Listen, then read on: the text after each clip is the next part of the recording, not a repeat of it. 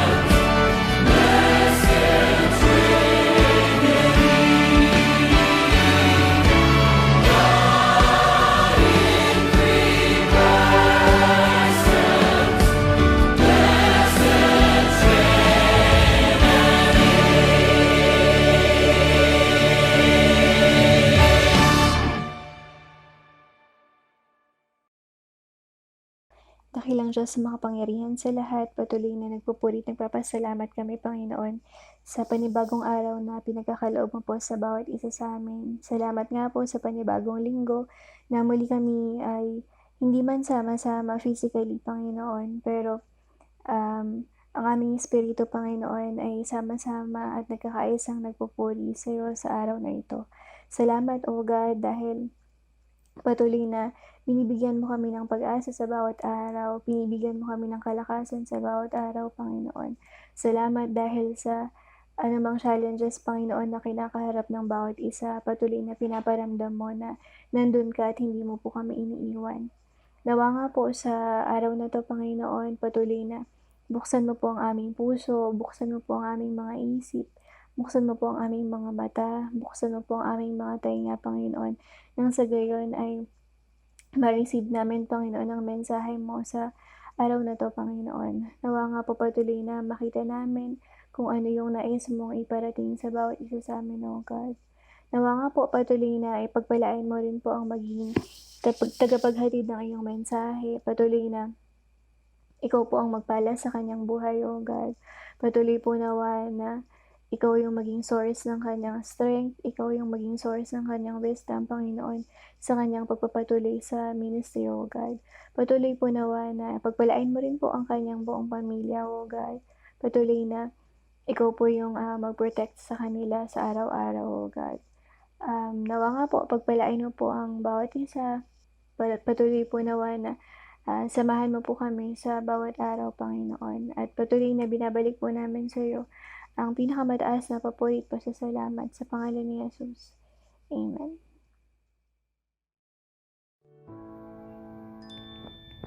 Diyos tinggin ang daing, iligtas mga ayaw, sa salat, linisin puso namin. Jesus, Panginoon, kami pagpapalain. O Jesus, yung dinggin sa iyong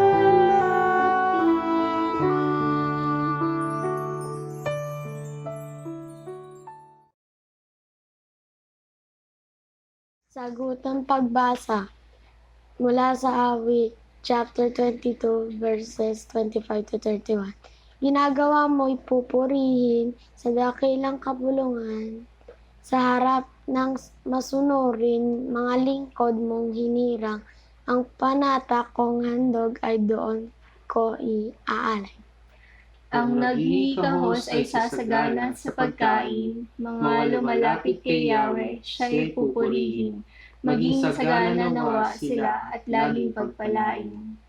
Mga bansa sa lupay kay Yahweh masisibaling, lahat ng mga lahi maaalala siya't sasambahin.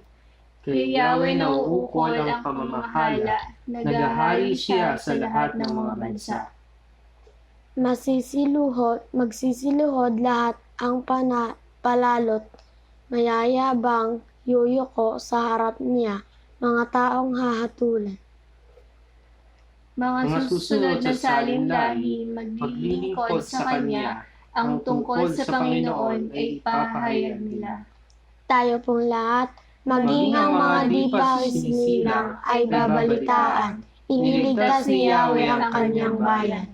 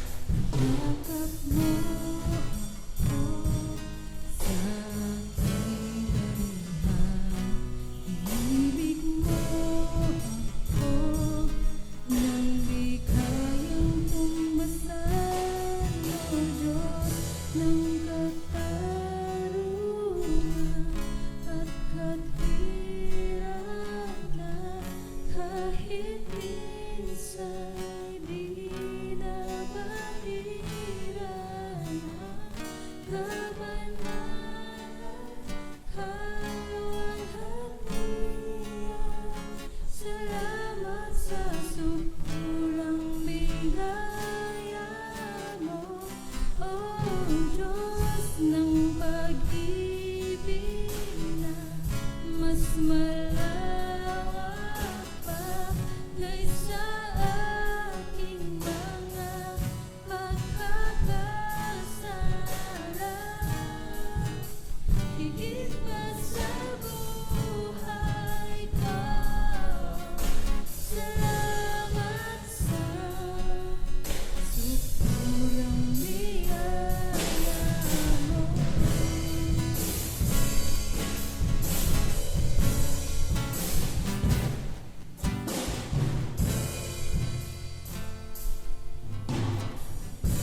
Habang hindi karapat-dapat, pagkukulan ng habang at wagas mong pagsinta. Habang walang kakayanang masuklian ka ng mabuti sa lahat mong ginawa. Yakap mo ako sa aking karuhan, ibig mo ako nang di kayang tumbasan, O Diyos ng katarungan at katwiran, na kahit minsa'y di na mahiran ang kabanalan, kaluwalhatian. Salamat sa sukdulang biyaya mo, O Diyos ng pag-ibig na mas malawak pa kaysa aking mga pagkakasala. Higit pa sa buhay ko, salamat sa sukdulang biyaya mo. Katarungan at katwiran, na kahit minsa'y di na mahiran ang kabanalan, kaluwalhatian. Salamat sa sukdulang biyaya mo, O Diyos ng pag-ibig na mas malawak pa kaysa aking mga pagkakasala. Higit pa sa buhay ko, salamat sa sukdulang biyaya mo.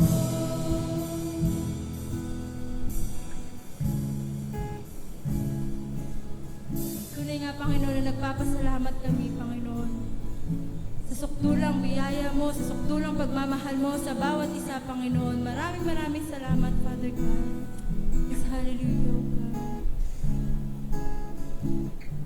Worship you, Jesus.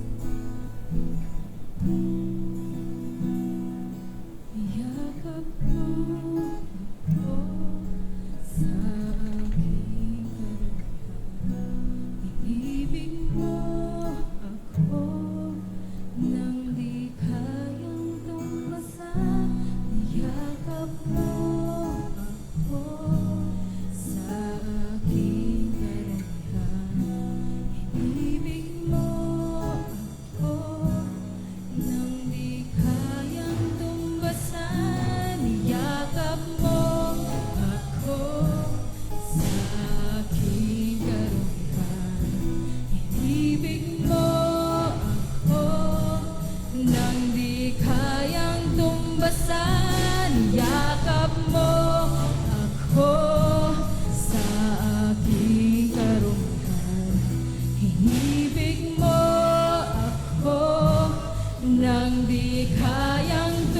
kaligtasan, O Diyos ng katarungan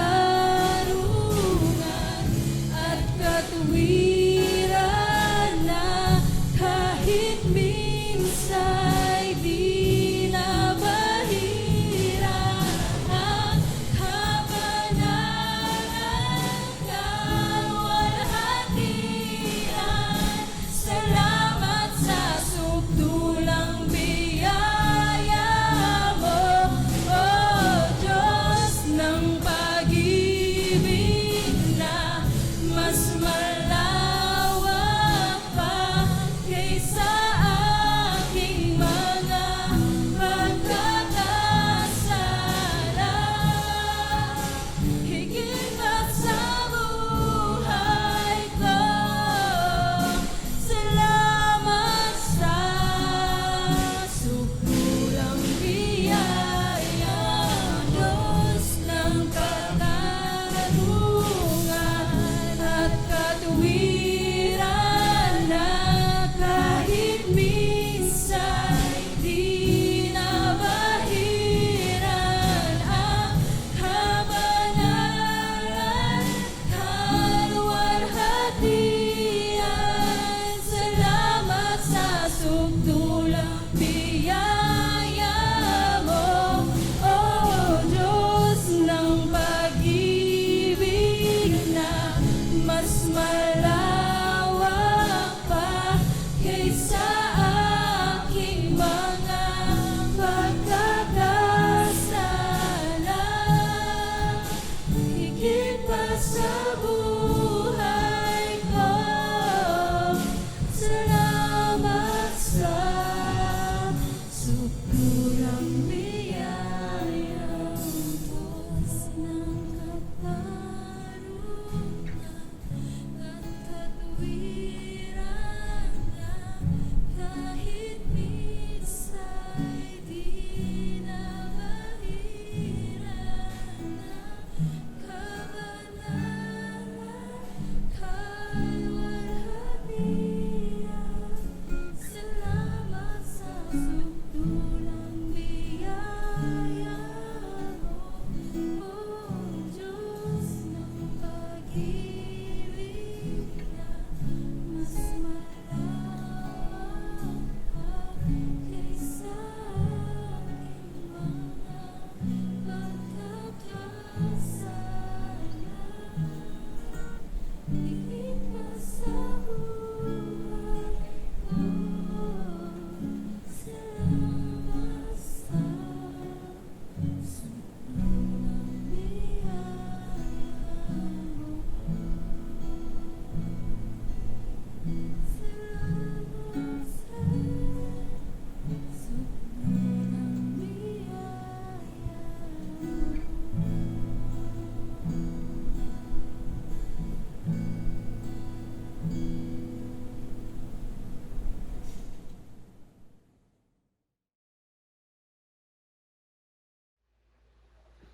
Mula sa Bagong Tipan, Acts chapter 8, 26-40. Si Felipe at ang pinunong taga-Ethiopia. Pagkatapos, sinabi ng isang anghel ng Panginoon kay Felipe, "Pumunta ka sa gawing timog sa daang mula sa Jerusalem papuntang Gaza." Halos hindi na yon dinadaanan ngayon. Pumunta nga doon si Felipe.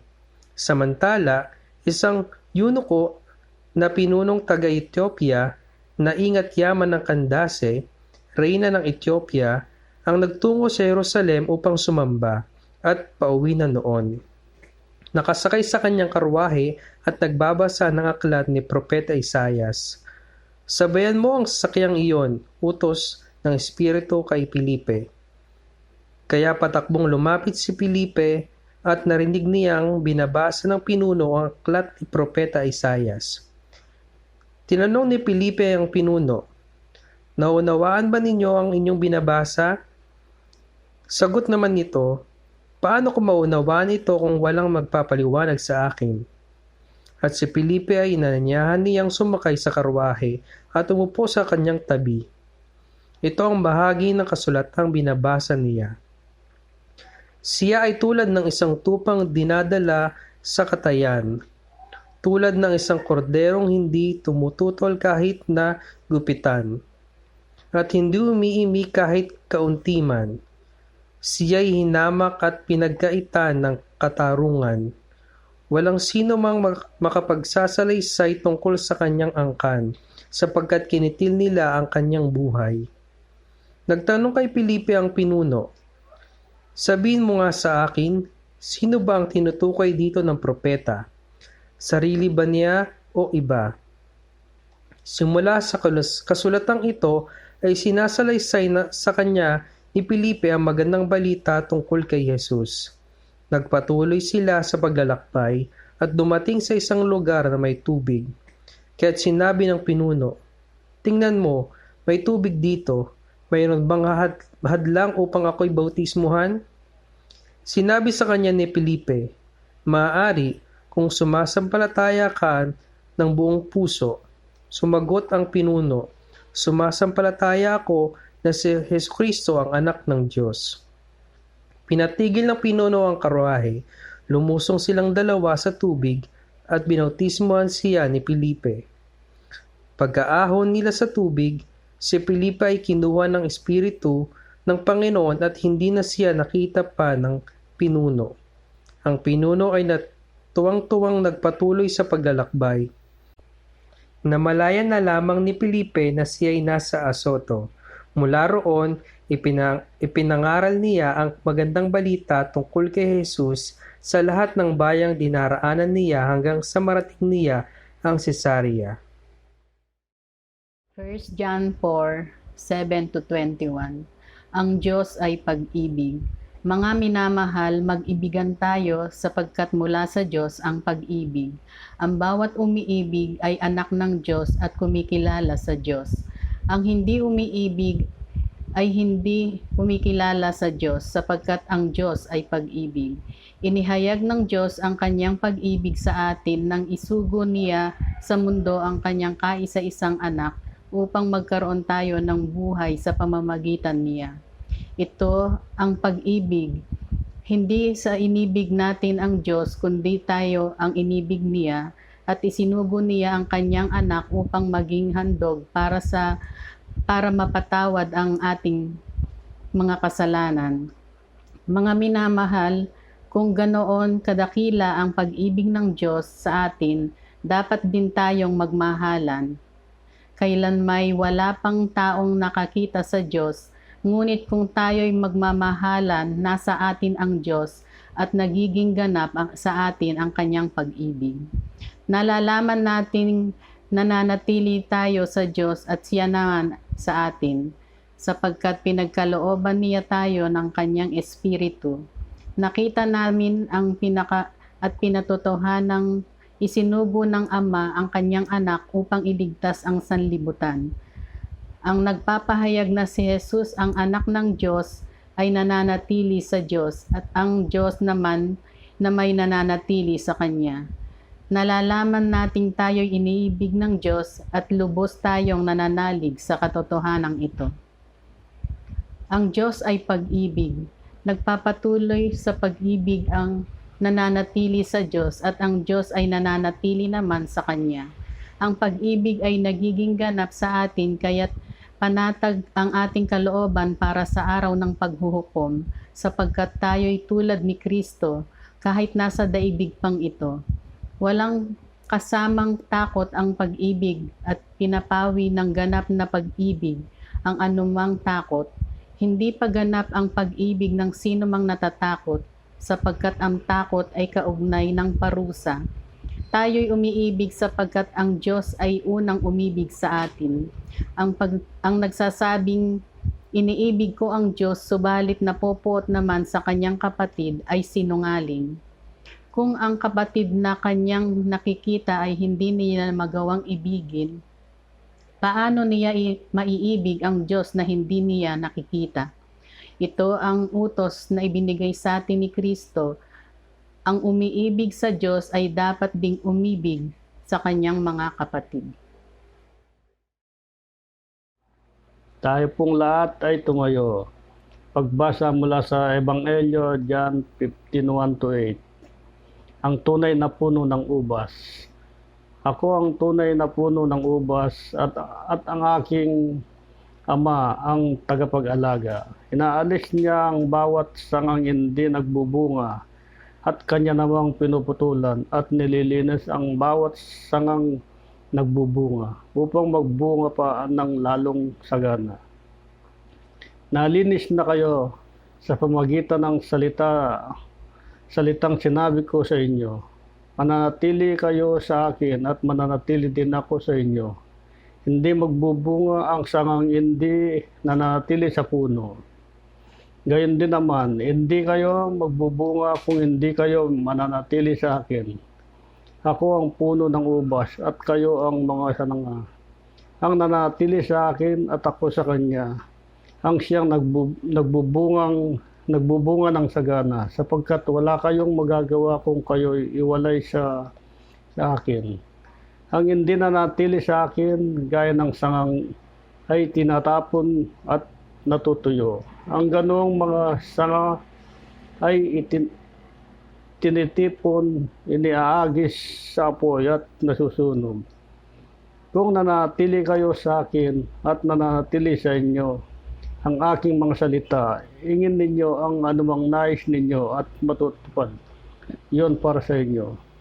Napaparangalan ang aking Ama kung kayo'y masaganang magbubunga at sa gayon, kayo'y magiging mga alagad ko.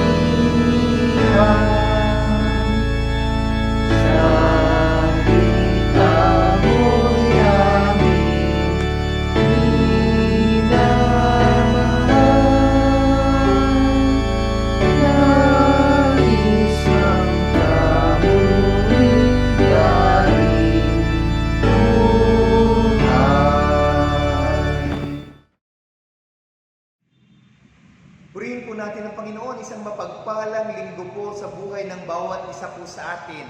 Sama-sama natin siyang purihin, dakilain, awitan, pasalamatan, sambahin ng Diyos na makapangyarihan sa lahat. Sa patuloy niyang pag-iingat, pamamatnubay, pagpapala, proteksyon, at sa kanyang masaganang biyaya na patuloy nating nararanasan sa bawat sandali ng ating mga buhay. Lalo na po sa ating natatapos na 116 founding anniversary. Dakilain at pasalamatan natin ang ating Diyos na ito.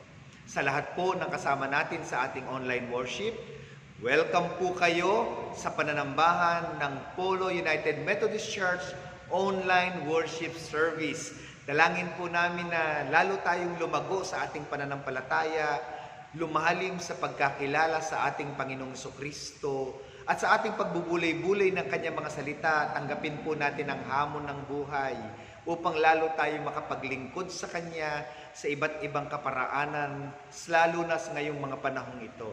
Patuloy po ang pasasalamat namin sa lahat ng nakasama natin sa ating pananambahan, sa celebration natin last Sunday. Pagpalain kayo ng Panginoon sa patuloy niyong pakikisama at pakikipagdiwang sa ating church. Ang ating pastor Dave Sablan, patuloy po ang ating pasasalamat sa kanya sa pagdadala niya ng mensahe ng buhay sa napapanahong ito sa Polo United Methodist Church at sa lahat ng nakasama natin sa pananambahan na yon. At nagpapasalamat din po siya, pinahatid niya ang pasasalamat niya sa buong iglesia sapagkat naging bahagi po siya ng ating pong anniversary. At sa ating pong pagpapatuloy na pagdiriwang sa 116 founding anniversary, na ang tema po ay A Journey of Faith in the Midst of Pandemic, ninais ko pong i-connecta po natin ang tema ng ating pagdiriwang sa leksyonary sa linggong ito upang magkaroon po ng continuation ang ating pong pagdiriwang po ng ating pong anniversary. At sa pagpapatuloy po natin pagbubulay-bulay ng mga salita ng ating Panginoong Jesucristo sa mga sandaling ito, inaanyayahan ko po kayo na sama-sama tayong dumulog sa isang panalangin sa ating Panginoon upang ihanda ang ating mga puso, ang ating mga isipan sa mga salita ng Panginoon na siyang pagbubulay-bulayan po natin. Tayo po yumuko at tayo manalangin. Dakilang Diyos, maraming salamat po Panginoon sa opportunity na muli kaming magsama-samang magkakapatid sa ganitong pamamaraan, Panginoon. Maraming salamat, O Diyos, sapagkat patuloy mo kaming pinagpapala at iniingatan ng dalangin namin, na patuloy mo kaming kausapin sa iba't kaparaanan ng aming mga buhay. Abutin mo po ang iyong mga anak na nasa kanilang mga tahanan o nasa kanilang mga trabaho, Panginoon, o saan man sila lugar naroon ngayon, O Diyos. Kausapin mo sila, kaugnayin mo sila, Panginoon. Hayaang masumpungan nila ang iyong pagmamahal, lumago sa pananampalataya, O Diyos, at makapaglingkod kami sa mga paraan na pwede naming gawin, Panginoon. O Diyos, lukuban kami ng kapangyarihan ng banal mo pong Espiritu at dalhin kami sa iyong presensya sa pagbubulay-bulay po namin ng iyong mga salita. Sa iyo namin ibabalik ang lahat ng papuri, ang lahat ng pasasalamat, sa lahat ng gagawin mo sa aming mga buhay sa araw na ito. Sa tanging pangalan ng aming Panginoon at aming tagapagligtas na si Kristo Jesus. Amen. Amen. Amen. Purihin at pasalamatan nating patuloy ang ating Panginoon sa araw na ito sa pagbubulay-bulay natin ng kanyang mga salita. Ang Bible po natin ngayon, o lectionary, ay matagpuan po natin sa John chapter 15, verses 1 to 8. Ang lectionary po natin, bagamat binasa na po kanina, nais ko pong uliting basahin sa atin ngayon upang ma-refresh po tayo sa ating pagbubulay-bulayan. Kung may mga banal na kasulatan po kayo, samahan niyo po ako at tayo'y sabay-sabay na magbulay-bulay ng mga salita ng Panginoon. Sa John chapter 15 verses 1 to 8, at dadagdag ko po yung verse 16. Ang sabi po dito, ako ang tunay na puno ng ubas at ang aking ama ang tagapag-alaga. Pinuputol niya ang bawat sangang hindi namumunga, at kanaya namang pinuputulan at nililinis ang bawat sangang namumunga upang lalong dumami ang bunga. Malinis na kayo sa pamamagitan ng mga salitang sinalita ko sa inyo, wika ng Panginoon. Manatili kayo sa akin at mananatili ako sa inyo. Hindi makapamumunga ng sagana ang hindi nananatiling nakakabit sa puno. Gayon din naman, hindi kayo makakapamunga kung kayo naman ay hiwalay at hindi nananatili sa akin. Ako ang puno ng ubas, wika ng Panginoon. Kayo ang mga sanga, ang nananatili sa akin at ako sa Kanya, ang siyang mamumunga ng sagana, sapagkat wala kayong magagawa kung kayo'y hiwalay sa akin. Ang hindi nananatili sa akin ay itatapon at matutuyo, gaya ng isang sanga. Ang gayong mga sanga ay titipunin at susunugin, wika ng Panginoon. Kung mananatili kayo sa akin at mananatili sa inyo ang aking mga salita, hingin ninyo ang inyong maibigan at ipagkakaloob ito sa inyo. Napararangalan ng Ama kung kayo'y namumunga ng sagana at sa gayo'y mapatutunayan, mga alagad ko nga kayo. Sa verse 16 po, pupunta po tayo. Hindi kayo ang pumili sa akin. Ako ang pumili at humirang sa inyo upang kayo'y humayo at mamunga at manatili ang inyong bunga. Sa gayon, anumang hingin ninyo sa Ama sa aking pangalan ay ipagkakaloob sa inyo. Purihin natin ang Panginoon sa pagkabasa ng kanyang mga banal na salita na siya nating pagbubulay-bulayan sa araw pong ito. Sa ating pong tema sa araw ng anniversary ay a journey, a continuing journey of faith in the midst of pandemic. Yung word na pandemic daw po, ang sabi ni Webster Dictionary, ay occurring over a wide geographic area and affecting an exceptionally high proportion of population. Ulitin ko po. Occurring over a wide geographic area and affecting an exceptionally high proportion of population. Kung ito po ang kahulugan ng pandemya na ating pagbabatayan at susundan, ang unang mga alagad, therefore, ay naka-experience din ng pandemya. Bakit po? Kasi during their time po, nagkaroon sila ng mga panahon na damdamin ng kalungkutan, ng kawalan ng pag-asa, ng kaubusan ng direksyon, kawalan ng mga direksyon, nawalan sila ng pananampalataya, yung iba bumagsak ang kanilang moral dahil sa pagkamatay ng Panginoong Kristo na sentro na ng kanilang mga buhay. Naging hopeless sila. They lose their direction. Some of them were hiding during that time kasi identified po sila na follower ni Jesus Christ. And during that time, when you are identified as followers of Jesus Christ, kasama ka sa ipapersecute, huhulihin, ikukulong, ipapako sa krus, papatayin. Yan po ang danger ng panahon na yon once na ikaw ay na-identify na follower of Jesus Christ. Then came the vaccine. Yan.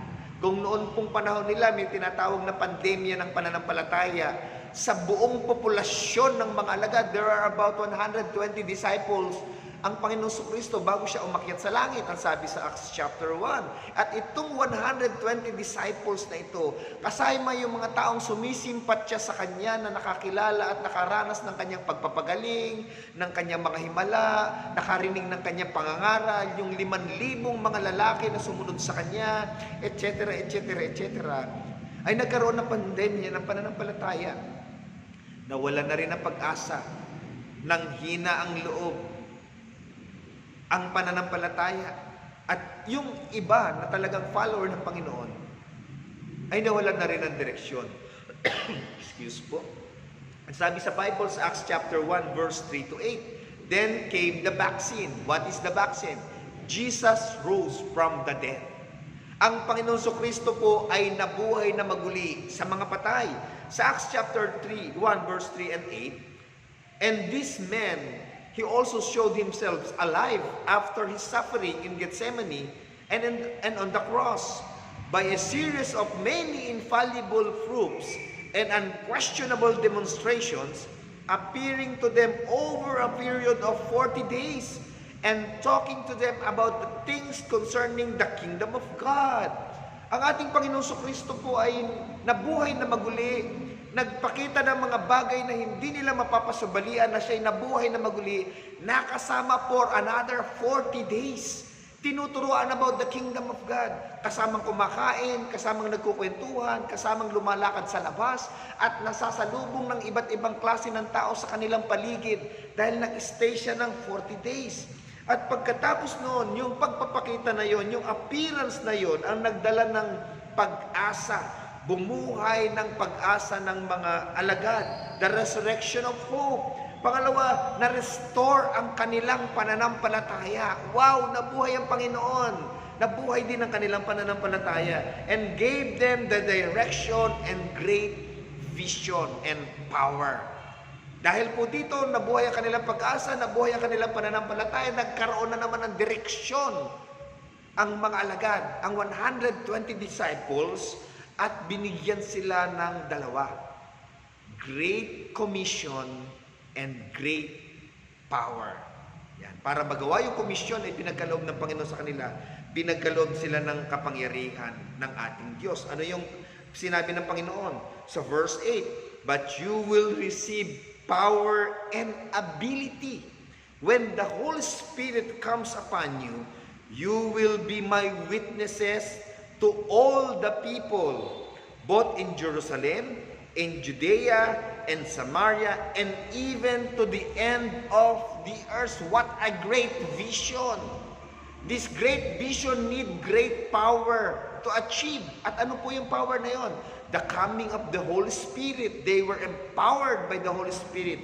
Acts chapter 2 is the birth of the church and the outpouring of the Holy Spirit. At ito po yung nagsimula na naging napakamakapangyarihan nila sa pagsasalita, napakamakapangyarihan at lakas ng loob nila para hayagan na lang ipangaral ang ating Panginoong Hesukristo, ang kaligtasan, ang kaharian ng Diyos, ang buhay na walang hanggan, ang mabuting balita. And in connection with our anniversary theme and today's lectionary, Jesus said, I am the vine. Sabi ng ating Panginoong Kristo, sa binasa natin, ako ang puno ng ubas. I am the true vine, ang sabi niya.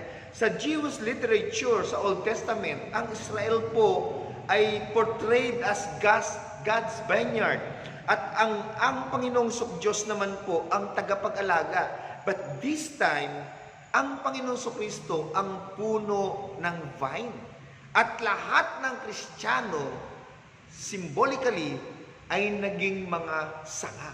Ibig sabihin, bawat isa po sa atin ay sanga sa Panginoong Kristo. Kaya kailangan ang Kristiyano, ang totoong mananampalataya ay nakakabit sa puno ng ubas. At siya ay sanga ng ating Panginoong Kristo. Sa templo po, meron tinatawag na golden vine. Meron silang celebration na maaaring sumisimbolo ng lakas ng Israel. Kaya po ang vine ay pangkaraniwan na talinhaga at gamit ng mga Hudyo, kaya ginamit ng ating Panginoong Kristo upang lalo itong maunawaan ng mga tagasunod niya at ng mga taong nakikinig sa Kanya. Meron pong dalawang paraan at dahilan ng paglilinis at pagpuputal ng sanga ng mga vine o ng ubas, puno ng ubas. Ang una ito, ang pagpuputol ng mga sanga sa mga sanga upang lalong magbunga. Yung vine po ay merong branches, pero yung branch po na yun, meron pa rin siyang maliliit na branches.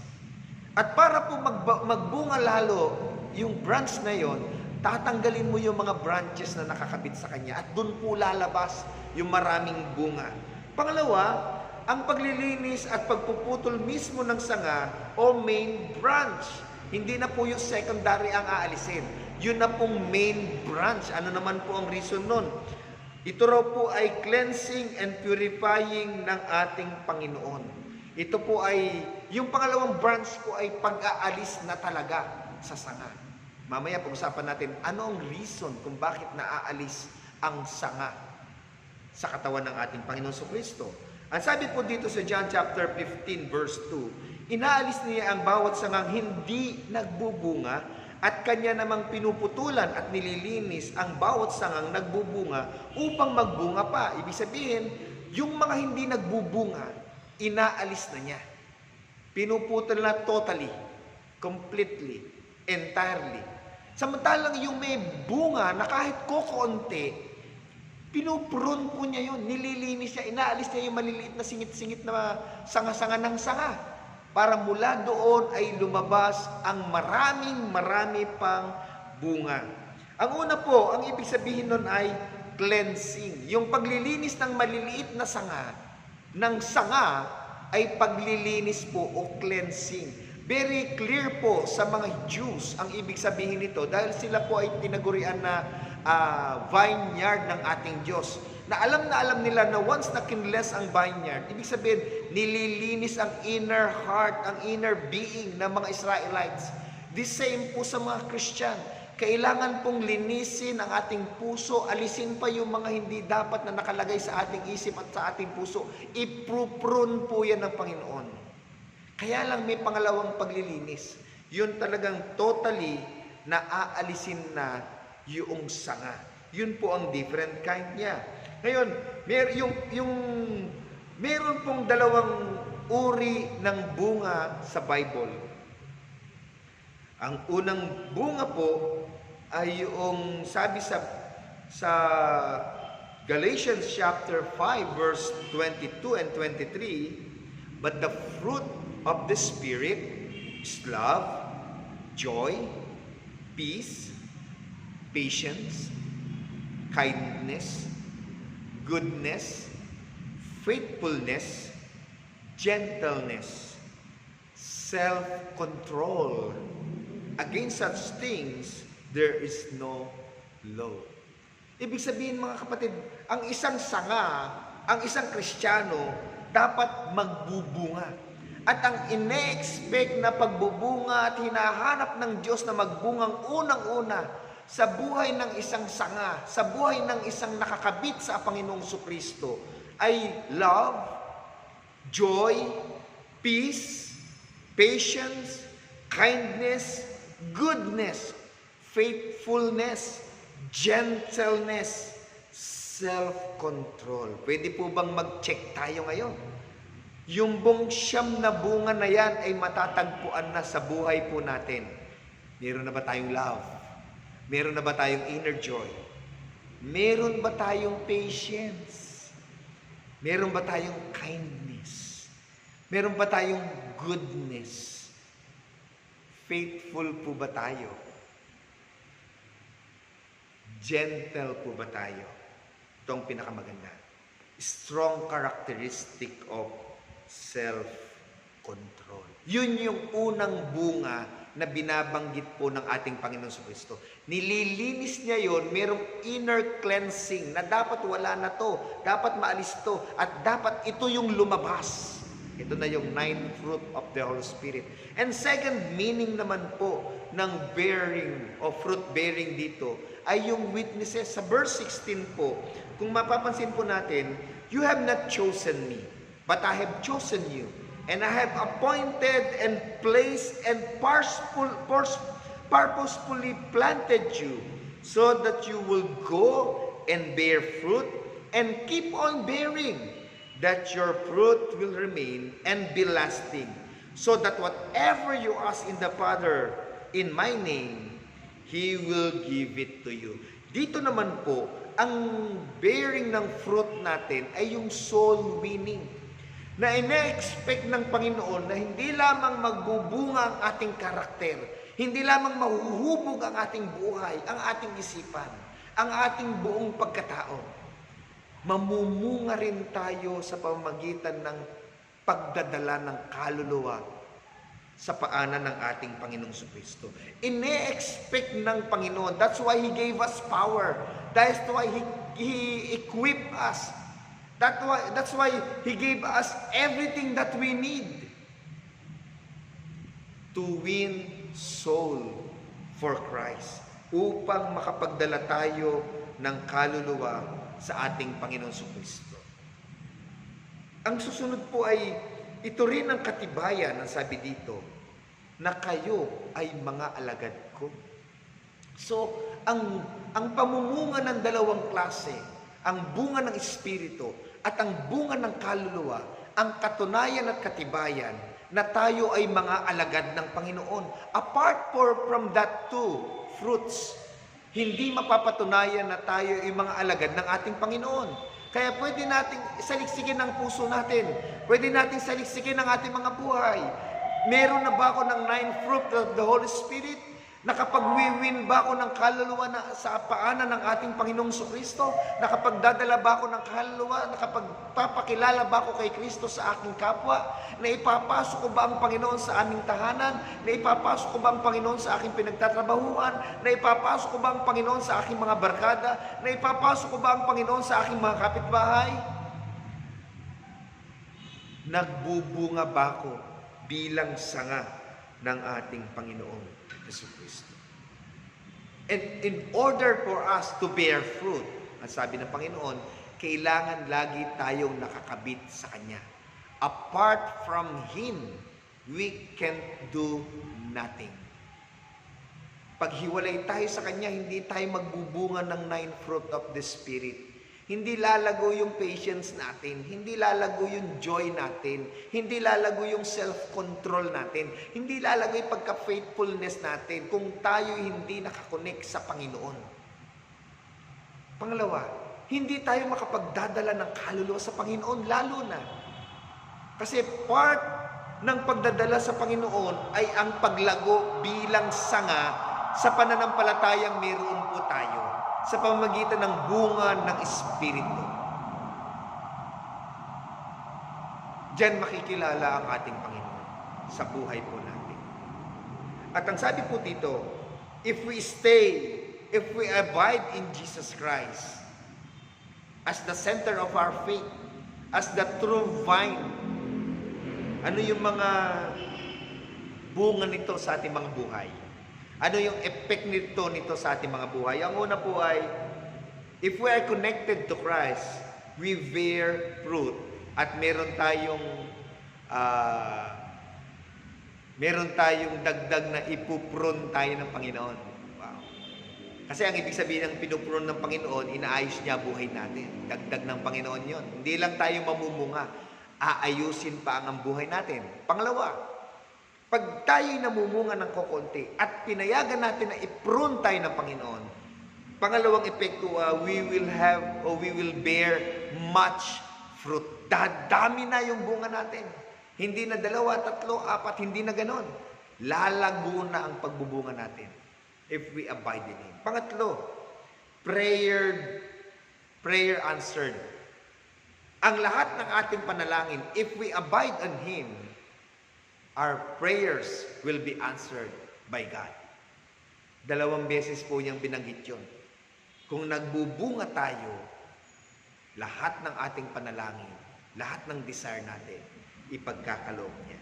Number 4, sabi doon, it glorify God. Kapag po pala nagbubunga ang ating karakter, lumalago ang ating pananampalataya, nababagot na huhubog ang ating pagkatao, nag-glorify ang Diyos sa ating buhay at sa mga nakakakita sa atin. Nag-glorify ang Diyos kapag nakapagdadala tayo ng kaluluwa sa paanan ng Panginoon. Ang totoo doon, every time na may isang kaluluwa na magbabalik sa Diyos, nagpipiesta sa langit. Di ba? Yan ang sabi sa Bible. Ang tanong, ilang beses kang magpapiesta sa langit? When was the last time na nagpapiesta ka sa langit dahil nakapagdala ka ng kaluluwa sa paanan ng ating Panginoon sa Kristo? And lastly, ang sabi doon, if you bear fruit, proven to be my disciple. Ito ang nagpapatunay na alagad nga tayo ng Panginoon. Sa araw na ito, ang hamon sa atin ng Diyos, sa kabila ng pandemya, nakukultivate ba ang ating Christian character? Nagbubunga ba tayo ng kagalakan, pag-ibig, kahinahunan, kabutihan, katapatan, sariling pagtibigil, at iba't iba pa? Itong panahon ba ng pandemya ay nakapagpigil sa atin sa pagiging alagad, sa pagdadala ng kaluluwa sa paanan ng ating Panginoong Jesucristo? Subukan natin tignan ang ating mga puso at ang ating pananampalataya at paglilingkod sa Diyos. At muli nating gisingin ang ating natutulog na pananampalataya upang humayo at dalhin ang mabuting balita ng kaligtasan. Dahil ito ang purpose kung bakit may Polo United Methodist Church. Sa pangalan ng Ama at ng Anak at ng Espiritu Santo. Amen. Amen. God bless you po. Isang mapagpalang umaga po sa ating lahat. Sa araw po ito ay sama-sama tayong magdiwang ng piging ng pag-ibig na kung saan ang buong sanlibutan ay nagsasalo-salo sa isang hapagkainan. Tayo po lahat ay tumayo. Sa pamamagitan din ito sa ating pagulita at pag-alaala sa ginawang salo-salo ng mga alala na pinangunahan ng Panginoong Jesucristo. Tayo naman ay maging kabahagi sa kanyang hapagkainan sa pamamagitan ng kanyang banal na presensya na sumasa atin sa mga sandaling ito. Ang tinapay o pagkain ay kumasimbolo sa pagpapala ng ating Diyos at bunga ng pagmamahal niya sa atin. Mga biyayang pinagkakaloob sa ikabubuti at ikalulusog ng ating mga katawang lupa. Nagdalaanin natin ang kanyang ginawang pagpapasalamat na tumingin lahat sa langit bago ibahagi ang mga pag-ari at sasalita. Sa gayong diwa, tayo ay maging mapagpasalamat sa mga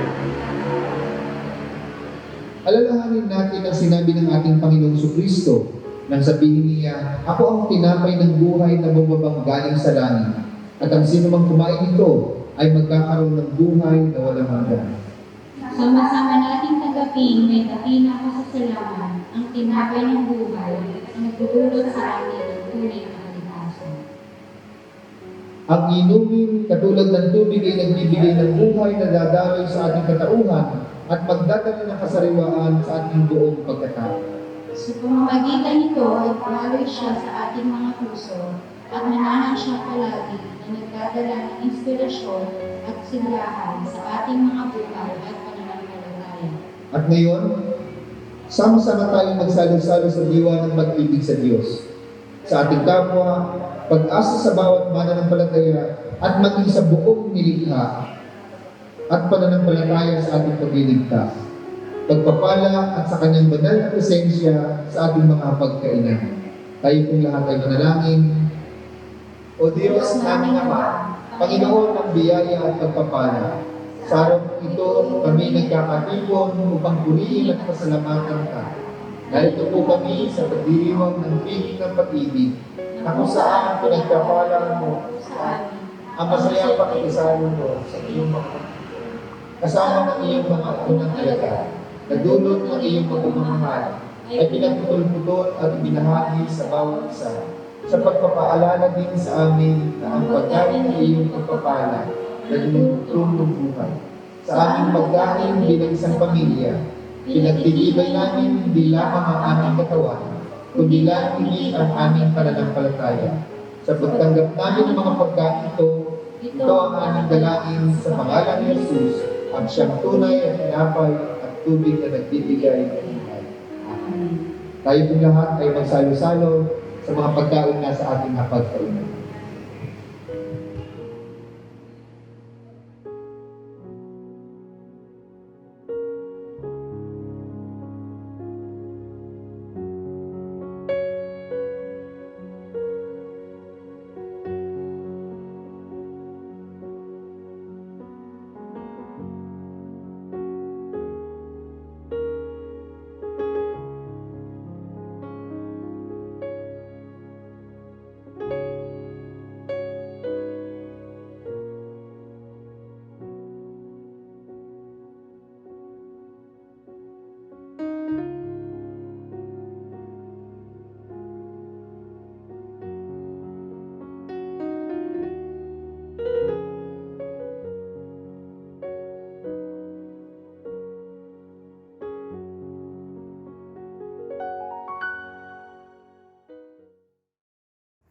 Para po sa ating paghahandog, ang ating pong kaloob ay maaari po nating gawin via online transfer sa pamamagitan po ni Tita Luz, kay Ate Shane, or kay Ate Nelma.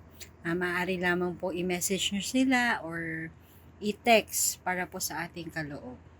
Bring your offerings and sacrifices, your tithes and special gifts, what you have vowed to give, and your free will offerings, because the Lord your God has blessed you. Deuteronomy 12:6-7.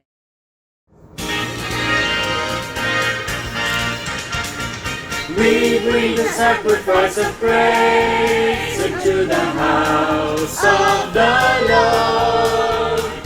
We bring the sacrifice of praise into the house of the Lord. And we offer unto you the sacrifices of thanksgiving. And we offer unto you the sacrifices of joy. We bring the sacrifice of praise into the house of the Lord. We bring the sacrifice of praise into the house of the Lord. And we offer unto you the sacrifices of thanksgiving. And we offer unto you the sacrifices of joy. The sacrifices of joy.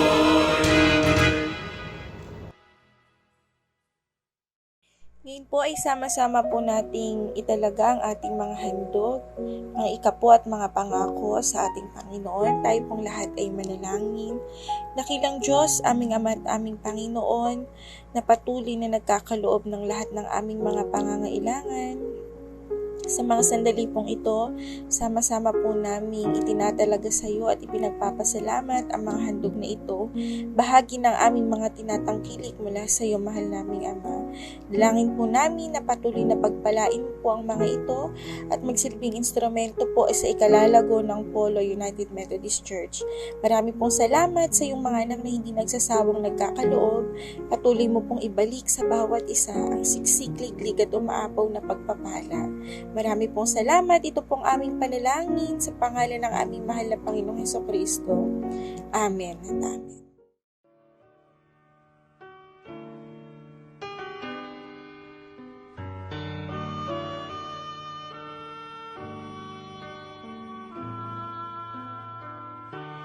Every day they pass me by. I can see it in their eyes. Empty people filled with care, headed who knows where. On they go through private pain, living fear to fear. Laughter hides their silent cries. Only Jesus hears.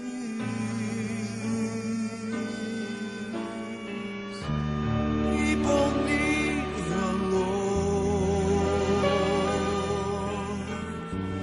People need the Lord. At the end of broken dreams, He's the open door.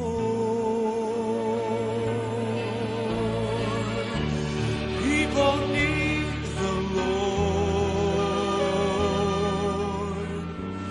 People need the Lord. When will we realize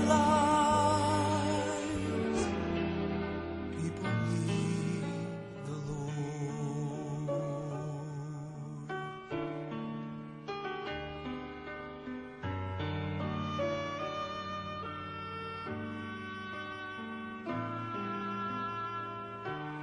We are called to take His light to a world where wrong seems right. What could be too great a cost for sharing life with one who's lost? Through His love our hearts can feel all the grief they bear. They must hear the words of life only we can share.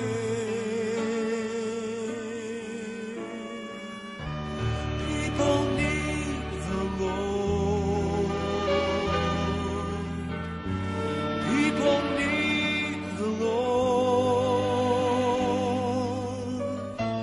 At the end of broken dreams, He's the open door.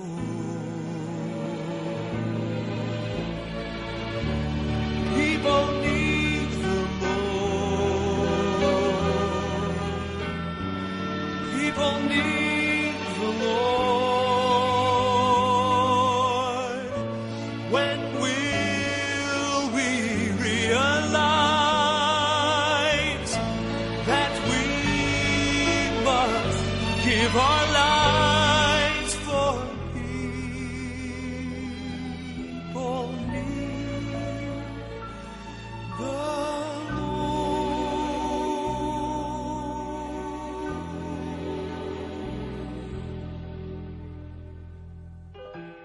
People need the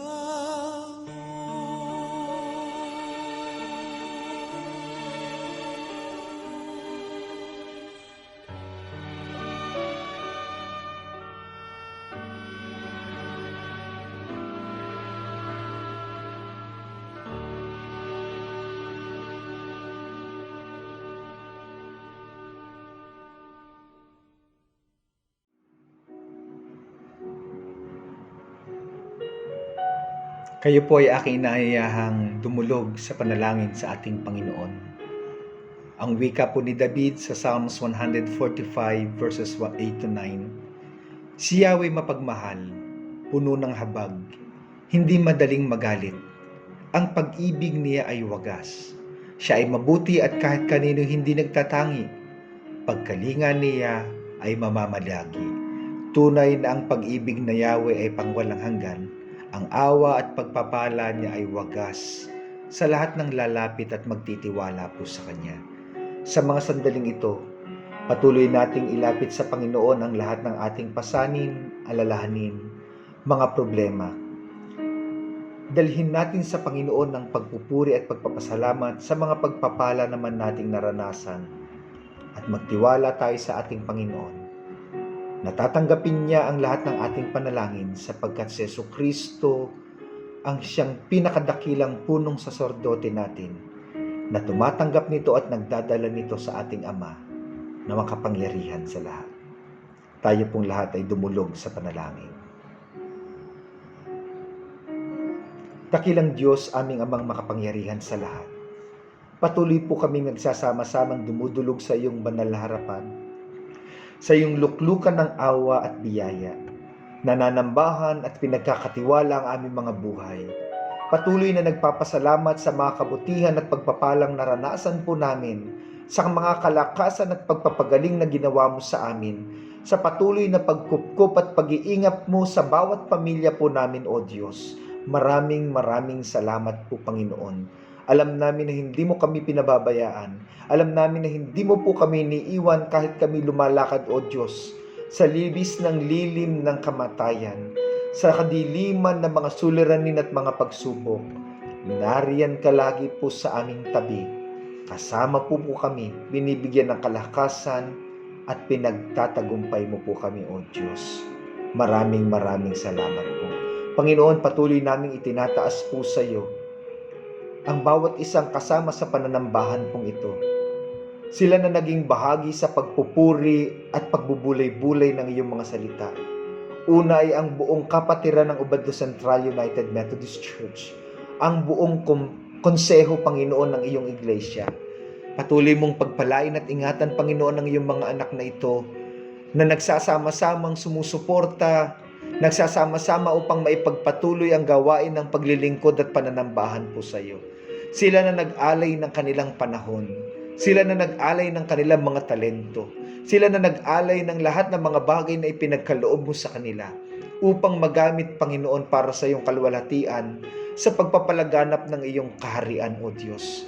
Pagpalain mo ang lahat ng opisyalis ng iyong iglesia at ang lahat ng kaanib ng Ubando Central United Methodist Church.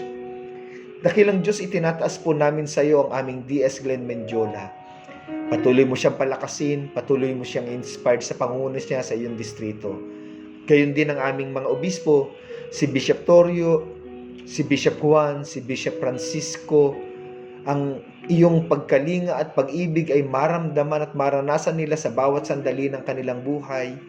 Ang iyong paglingap, ang iyong biyaya ay sumakanilang buong pamilya at puspusin mo sila ng inspirasyon, Panginoon, upang sa kabila ng pandemyang ito ay maakay nila ang kabuuan ng iyong iglesia tungo sa paglilingkod sa iyo, magdala ng inspirasyon at hamon sa buhay ng bawat isa.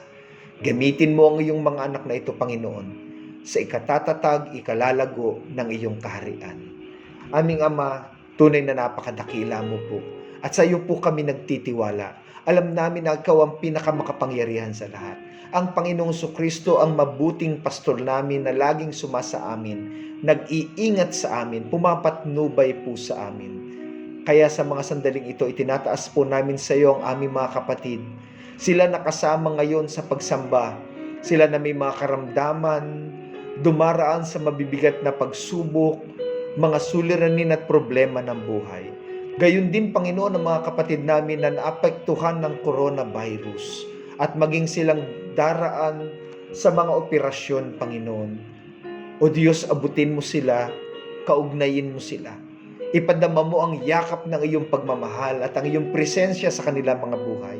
I-provide mo lahat ng kanilang pangangailangan, material man to o pinansyal, lalo na ang kalakasan, kagalingan, Panginoon.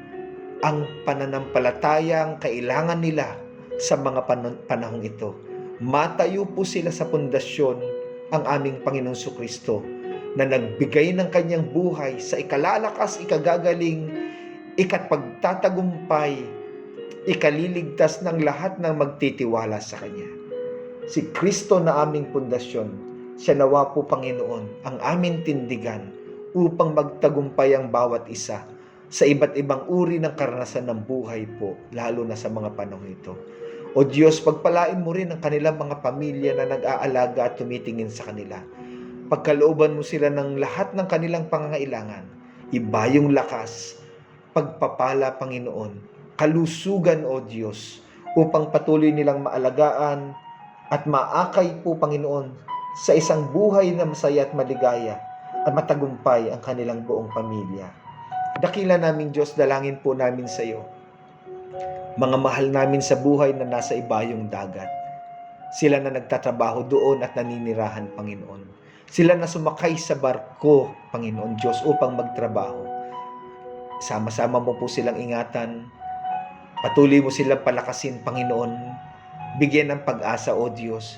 Laging i-provide sa kanila ang lahat ng pangangailangan at kaaliwan sa mga panahong katulad nito na nalalayo sila sa kanilang pamilya. Ilalayo mo sila sa iba't ibang karamdaman, O Diyos. At masumpungan nilang lagi ang proteksyon na nanggagaling po sila sa iyo na makapangyarihan sa lahat. Manatili sila sa iyong kalinga. Manatili po sila sa iyong pagliligtas. Maraming salamat po. Pinagkakatiwala po namin silang lahat sa iyo, Panginoon. O Diyos, patuloy mo pong naming idinudulog sa iyo ang aming bayan, ang aming bansa, sa patuloy naming pagharap, Panginoon, sa panahon ng pandemyang ito.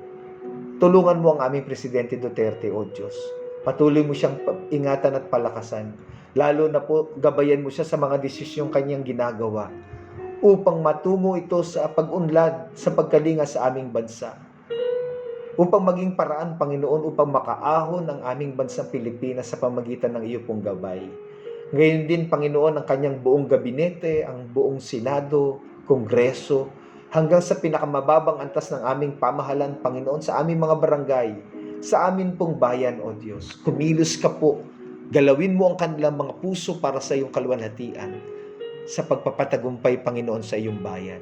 Aming Ama, tinataas po namin ang mga vaccine na ginagamit ngayong mga panahon ito, dahil sa lumaganap na virus. Naniniwala po kami, Panginoon, na gagamitin mong instrumento ito upang lumakas ang pangangatawan, upang malayo sa pagkakasakit at sa pagkahawa, Panginoon, sa coronavirus. Gagamitin mo ang mga vaccine na ito, Panginoon, upang lalong maging matibay ang pangangatawan ng lahat ng gagamit dito. At dalangin namin, Panginoon, na masuplayan, O Diyos, ang buong bansa, ang bayang Pilipinas, upang manumbalik kami, Panginoon, ang ayon sa iyong kalooban, sa isang normal na pamumuhay po. Aming Ama, sa buong sanling ito na aming kakaharapin, patuloy mo pong iingatan ng bawat isa po sa amin. Ang mga kapatid naming tutungo sa mga pinagtatrabahuhan nila, sila na magkukumute, sila na gagamit ng iba't ibang sasakyan, O Diyos, sa kanilang pagtungo at pag-alis sa kanilang mga tahanan.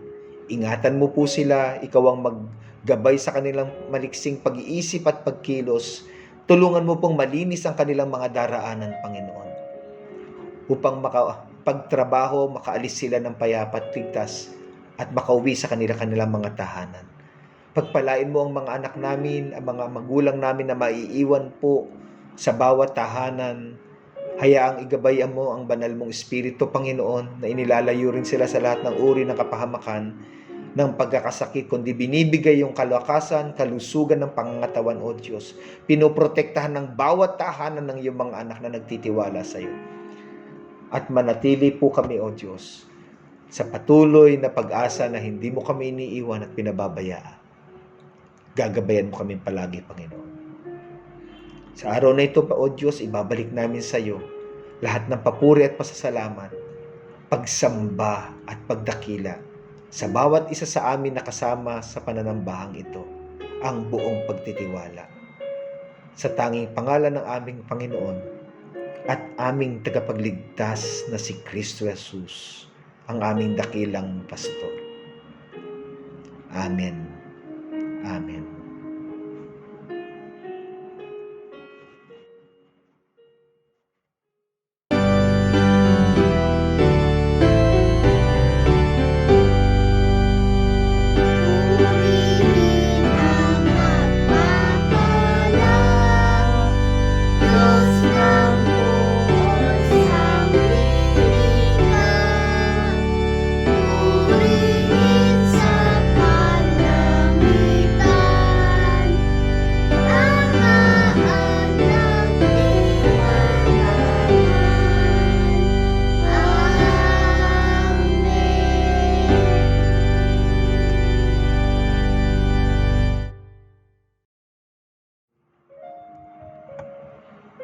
Dakilang Diyos, marami pong salamat sa pag-iingat mo sa amin sa pagsambang ito, sa pag-abot mo sa buhay ng bawat isa na nasa kanilang mga tahanan, nasa kanilang mga trabaho o saan man sila naroon ngayon.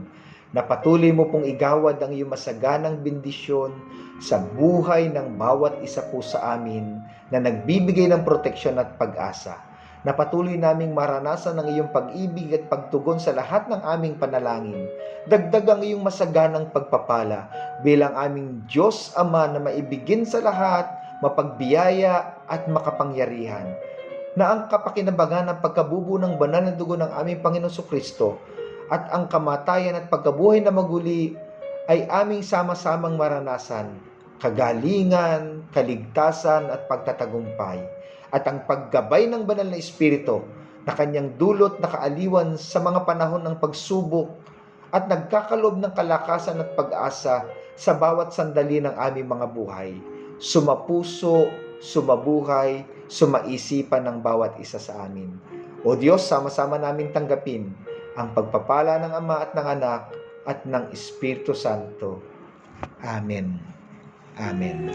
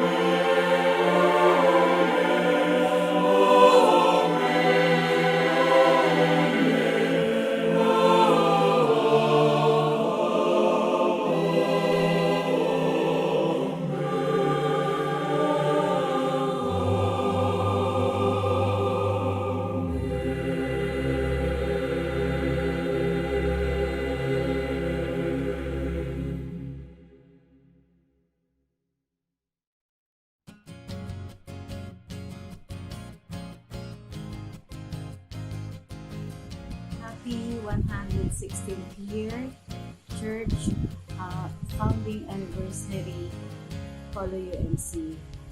Talagang nagpapasalamat ako sa Lord at naging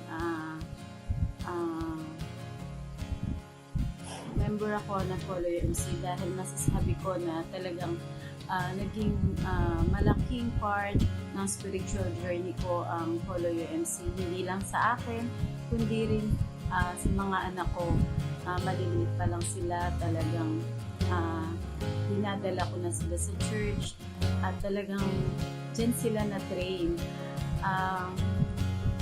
Hindi pa naalala ko, hindi pa uso ang mga cell groups, mga life group, pero naalala ko na dati talagang lagi kaming may gawain ng mga mayap at talagang nandun din yung mga pagbabahay-bahay namin, mga Bible study, at talagang masasabi ko na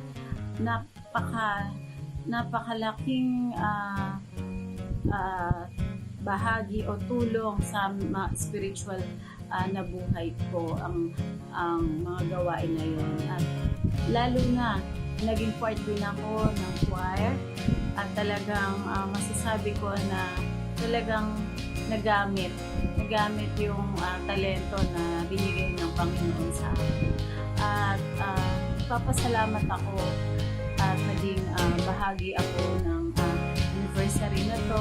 Salamat din sa sa opportunity na binigay nyo para makabati ako sa inyo ng 116th founding anniversary. Again, happy anniversary. God bless. Miss ko na kayo,